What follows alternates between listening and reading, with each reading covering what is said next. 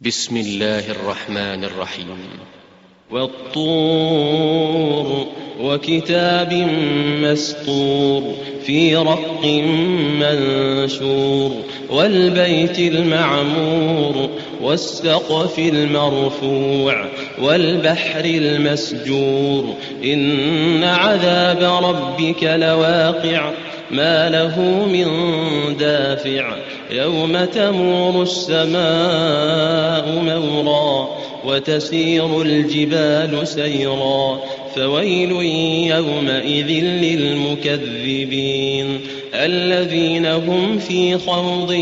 يلعبون يوم يدعون إلى نار جهنم دعا هذه النار التي كنتم بها تكذبون أفسحر هذا أم أنتم لا تبصرون اصلوها فاصبروا أو لا تصبروا سواء عليكم إنما تجزون ما كنتم تعملون إن المتقين في جنات ونعيم فاكهين بما آتاهم ربهم ووقاهم ربهم عذاب الجحيم كلوا واشربوا هنيئا بما كنتم تعملون متكئين على سرر مصفوفة وزوجناهم بحور عين والذين آمنوا واتبعتهم ذريتهم بإيمان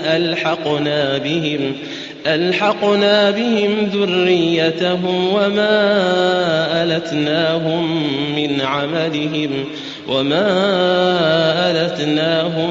من عملهم من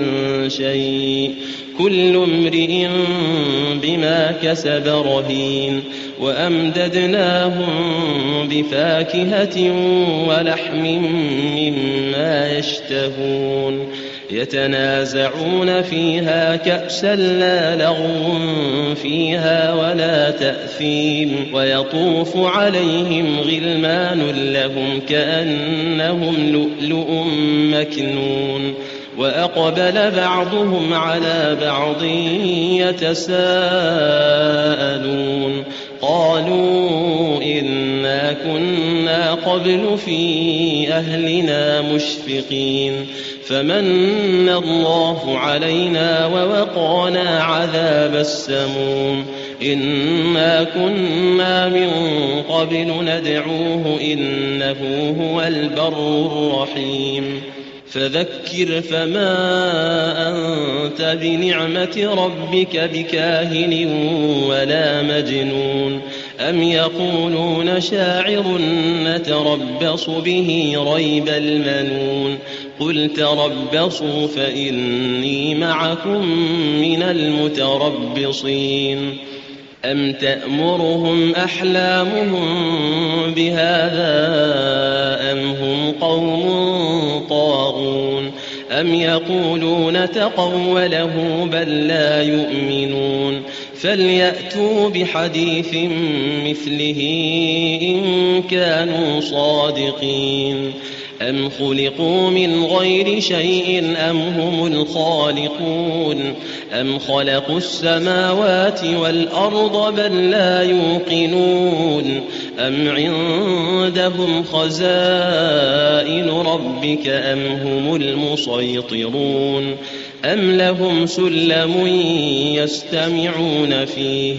أم لهم سلم يستمعون فيه فليأت مستمعهم بسلطان مبين أم له البنات ولكم البنون أم تسألهم أجرا فهم من مغرم مثقلون أم عندهم الغيب فهم يكتبون أم يريدون كيدا فالذين كفروا هم المكيدون أم لهم إله غير الله سبحان الله عما يشركون وإن يروا كسفا من السماء ساقطا يقولوا سحاب مركوم فذرهم حتى يلاقوا يومهم الذي فيه يصعقون يوم لا يغني عنهم كيدهم شيئا ولا هم ينصرون وإن للذين ظلموا عذابا